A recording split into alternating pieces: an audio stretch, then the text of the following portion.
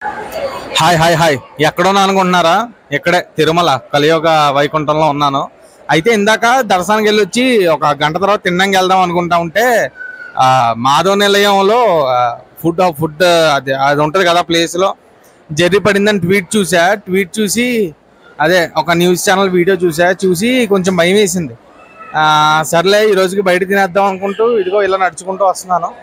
ఒకసారి లైన్లో ఉందాం. ఒకవేళ ఏదైనా పడింది అని చూస్తే మనం బయట తినేద్దాం నీట్గా. ఏ ఫ్రైడ్ రైసో లేదు జనం ఉన్నారు అనుకుంటే మనం ఇక్కడే చేద్దాం ఫుడ్.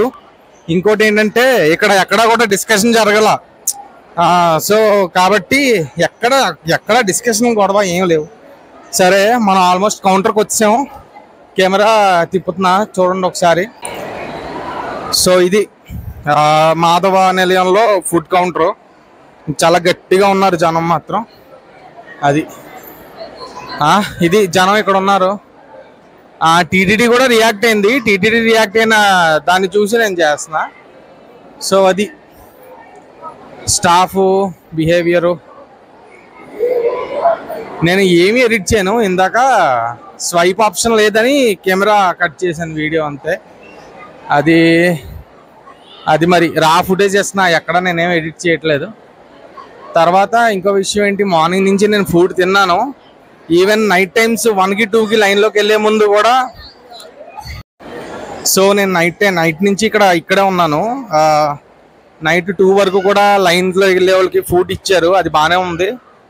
అండ్ ఎక్కడ కూడా ఫుడ్ తేడా కొట్టలా. ఇందాక తడిగొండ వెంగమాంబ అన్నసత్రంలో ఏమైందంటే ఫస్ట్ టైం సాంబార్ వేసారు, సెకండ్ టైం రసం వేసారు.